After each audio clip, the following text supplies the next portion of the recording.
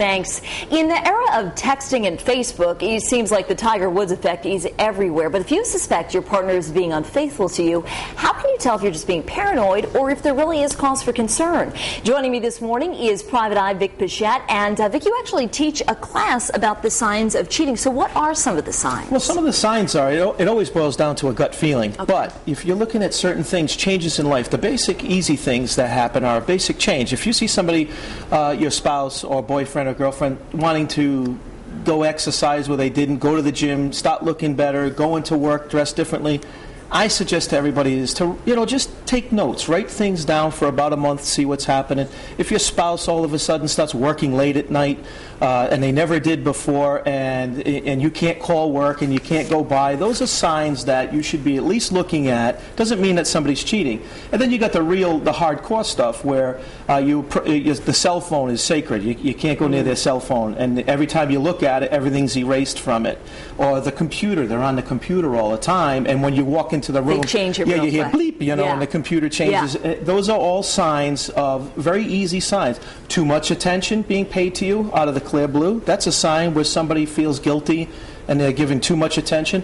A lack of attention, where now the spouse has gone on and they're not home with the kids and there's really a lack of interest.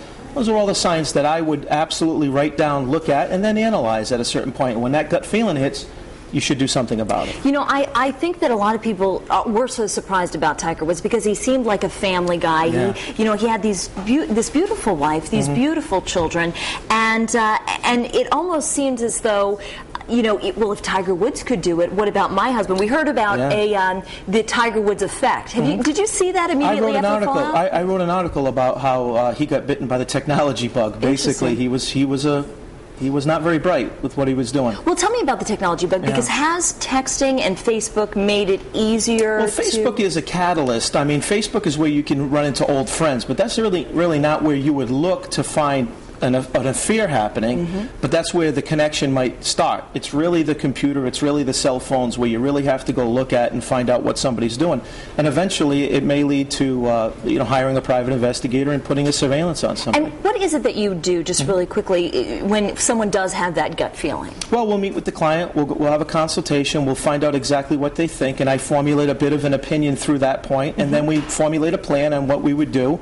And then we go with it. And usually some of the first things that I recommend is a computer program, if they're on the computer a lot, a cell phone program. To see where they're surfing and Sure, that sort of see what they're doing, what they're texting, who they're instant messaging, what websites are they visiting. There's all different types of ways people have affairs, and it could be a cyber affair, which is still devastating to a spouse. An affair of the heart, yeah. Yeah, they're on the computer all the time talking to somebody and doing whatever they do, and that's devastating enough to some people. Yeah. Some people it's not as big of a deal.